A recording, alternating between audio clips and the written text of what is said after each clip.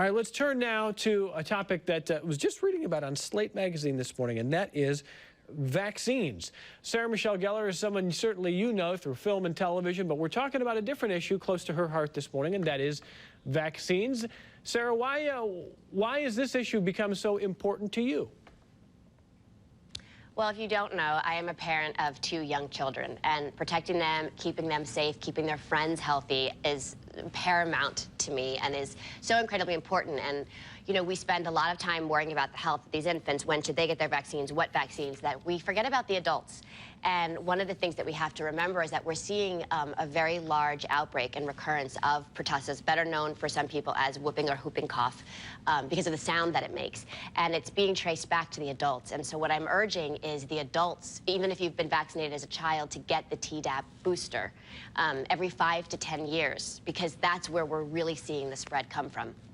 I think we actually heard about a little outbreak in our area last year, and it's exactly what you talked about, Sarah. But it's exactly, according to the New York Health Department, the number of reported cases in New York State tripled, more than actually tripled, from 2011 to 2012. And I think, according to the CDC, there was more than 2,600 cases, outbreaks of it in New York alone. That's a lot.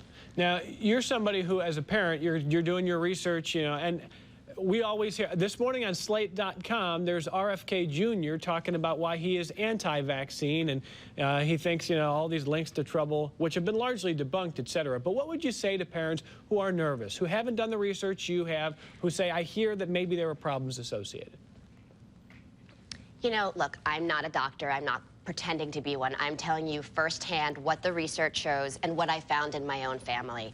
And the truth is that the vaccines are really the only way to help prevent the spread of pertussis.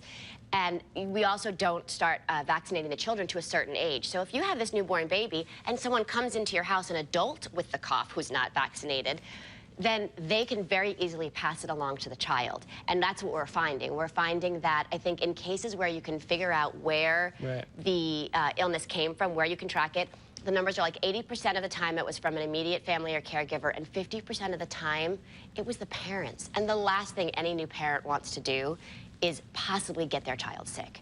And to me, it's as simple as the same way we would ask someone to sanitize their hands before they came to our newborn. If someone has a cold, we say, oh, please don't visit today. You know, please visit next week. Why would we have someone who could possibly be carrying this cough come and breathe on our child when their immunity system is not ready to go? Sarah, I got about 1 minute left here, so real quick, where do you want people to go for more information? And also, how are your kids doing? My kids are great. Thank you for asking. The best place to go would be our website, which is soundsofpertussis.com. We have a link where you can listen to the cough, so you could possibly see if you've heard someone even near you have it.